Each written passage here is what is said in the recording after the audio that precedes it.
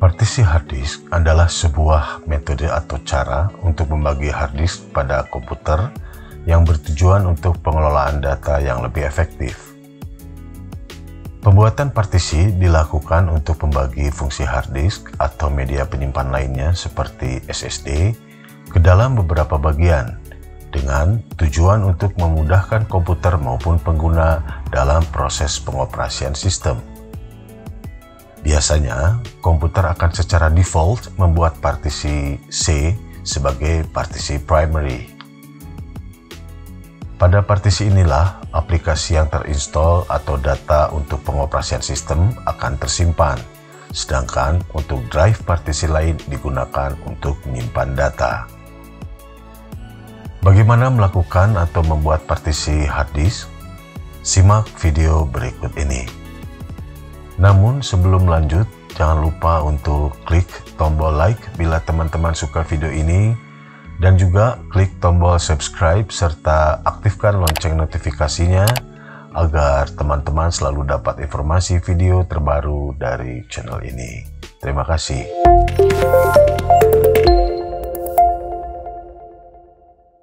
Untuk mempartisi hard disk atau media penyimpanan lainnya seperti SSD atau USB flash disk yang berkapasitas besar, teman-teman dapat menggunakan aplikasi pihak ketiga.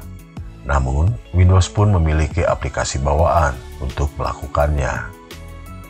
Meskipun tidak memiliki fitur sebanyak aplikasi pihak ketiga tersebut, aplikasi bawaan ini cukup untuk memenuhi kebutuhan mendasar dalam pengelolaan hard disk atau media penyimpanan lainnya yang terhubung ke sistem PC atau laptop teman-teman. Aplikasi bawaan ini adalah Disk Management. Sebelum lebih lanjut, saya jelaskan lagi perihal partisi hard disk ini. Saya ibaratkan teman-teman memiliki bangunan atau rumah berukuran 60 meter persegi yang dianalogikan dengan hard disk dengan kapasitas misalnya 1 terabyte. Teman-teman bisa saja memfungsikan seluruh luasan bangunan ini sebagai bangunan multifungsi, misalnya sebagai ruang tamu dan sekaligus sebagai ruangan keluarga dan dapur. Namun, teman-teman juga dapat membagi bangunan rumah tersebut dengan kamar-kamar seperti ini yang nantinya akan difungsikan tersendiri. Atau teman-teman ingin membaginya seperti ini. Rumah yang terdiri dari 2 kamar berbeda dengan fungsinya masing-masing.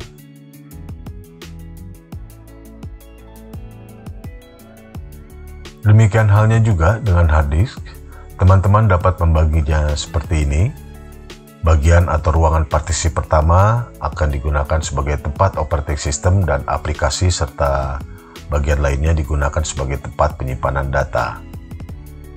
Keuntungan dengan membagi hard disk ke dalam 2 atau lebih partisi ini adalah jika terjadi gangguan pada OS dan memerlukan install ulang dan juga format ulang karena terserang virus misalnya, maka partisi lainnya tidak akan terganggu dan data yang jauh lebih berharga dapat tetap diamankan. Sekarang mari kita mempartisi hard disk dengan Disk Management bawaan OS Windows.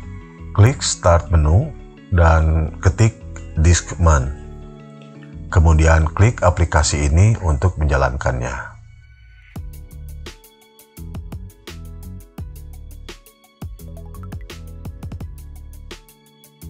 Aplikasi ini akan secara otomatis mendeteksi hard disk baru yang terpasang pada sistem, selain media penyimpanan lainnya yang sudah ada dan terpasang pada sistem PC teman-teman. Agar hard disk baru yang terpasang dapat digunakan, Windows melalui aplikasi Disk Management ini perlu melakukan inisialisasi dan beberapa proses lainnya, termasuk pembuatan partisi dan kemudian memformatnya terlebih dahulu. Di sini ada 2 tipe partisi yang dapat dipilih, yaitu tipe MBR dan GPT. Mengenai perbedaan kedua jenis partisi ini akan saya jelaskan pada kesempatan lain. Sekarang kita pilih tipe partisi GPT ini saja dulu. Kemudian klik tombol OK. Sekarang, harddisk barunya sudah teridentifikasi sebagai disk 1 dengan kapasitas total seperti tampak di sini. Proses berikutnya, kita akan membuat partisi pada harddisk baru ini. Klik kanan di bagian ini, kemudian pilih New Volume. Proses berikutnya, kita akan dituntun. Klik Next. Pada tahapan ini, teman-teman harus menentukan seberapa besar alokasi kapasitas yang akan dipakai untuk partisi yang akan kita buat. Pada contoh ini, misalnya kita akan pakai seluruh kapasitas harddisk untuk satu partisi. Kemudian klik Next. Secara otomatis, sistem akan memberikan penanda huruf bagi partisi tersebut. Teman-teman bisa memilih mulai dari huruf A hingga huruf Z. Tidak terlihat adanya huruf C pada daftar pilihan di sini, karena huruf C sudah digunakan untuk partisi pada disk 0 yang sudah ada terlebih dahulu, yang juga merupakan harddisk tempat penyimpanan OS. Untuk keperluan sekarang, kita tetap biarkan penanda hurufnya adalah E untuk partisi yang akan kita buat. Kemudian klik Next. Pada tahapan berikutnya, kita akan langsung memformat partisinya. Biarkan file sistemnya yang akan digunakan adalah NTFS dan ukuran alokasi unitnya pada default. Tentunya, teman-teman sudah memahami perbedaan file sistem Windows antara FAT32 dan NTFS ataupun yang lainnya. Pastikan teman-teman mencentang format secara cepat atau quick format agar proses format dilakukan secara cepat. Untuk volume label bisa kita ubah nanti sesuai dengan keperluan teman-teman. Kemudian klik Next. Pastikan kembali setting yang sudah dibuat tadi sesuai dan teman-teman tidak salah dalam memilih harddisk karena proses format harddisk tidak dapat dibatalkan atau dihentikan. Bila sudah yakin benar, klik tombol Finish dan harddisk sudah siap digunakan. Jika teman-teman memilih untuk membuat dua partisi pada harddisk baru ini, prosesnya sama seperti pada bagian sebelumnya. Jelasnya adalah seperti berikut ini.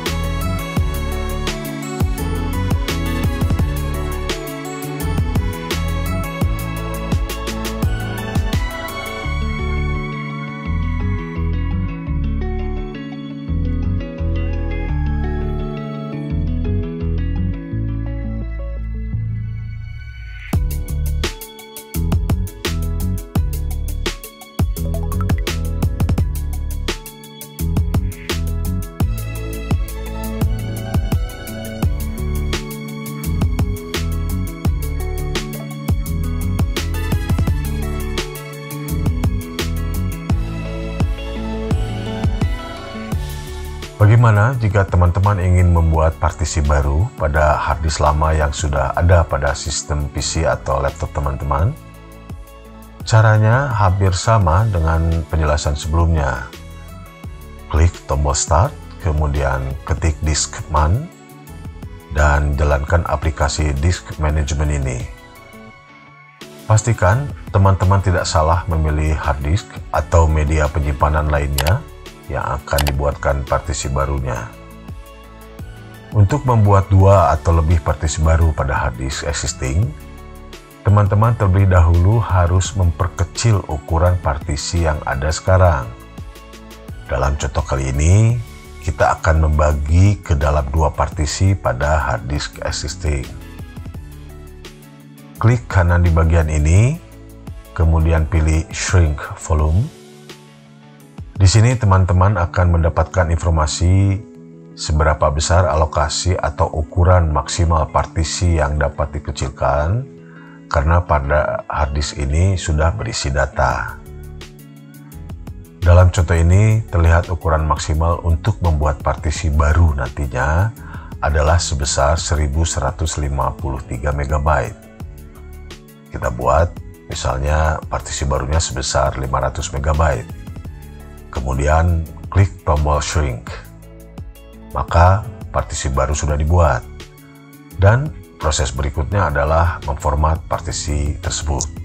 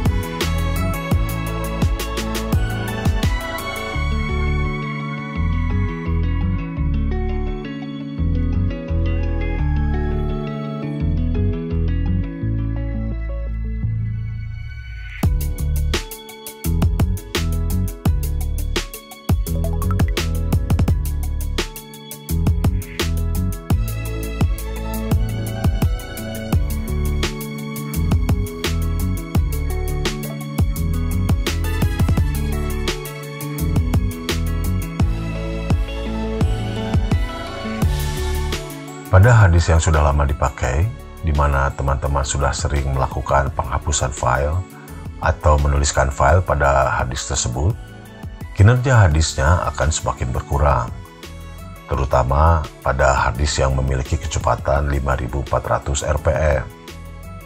Hal ini terjadi karena posisi file-file tersebut pada dalam hard disk tidak lagi diletakkan secara berurutan dan menjadi acak. Karenanya, sistem akan membutuhkan waktu tambahan untuk mengakses file-file yang terletak acak tersebut. Akan lebih terasa pada saat teman-teman mengakses file yang berukuran besar, seperti halnya file aplikasi game. Hal ini tidak akan terlalu dirasakan pada media penyimpanan SSD, karena SSD dibuat dengan sistem elektronik yang memiliki kecepatan baca tulis yang jauh lebih besar dibandingkan dengan hard disk yang mekanisme sistem baca tulisnya masih menggunakan sistem mekanis. Akan cukup terbantu jika teman-teman memilih hard disk dengan kecepatan 7200 rpm. Untuk membantu menambah kinerja hard disk, teman-teman dapat melakukan optimize disk secara berkala.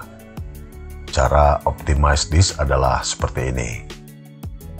Klik kanan pada hard disk yang ada di sistem PC atau laptop teman-teman. Klik tombol Properties. Pilih tab Tools. Kemudian klik tombol Optimize. Pilih hard disk yang akan di-optimize. Klik tombol Optimize. Maka sistem akan melakukan analisa dan mengoptimalkan hard disk teman-teman. Lakukan hal ini secara berkala agar kinerja hard disk tetap terjaga.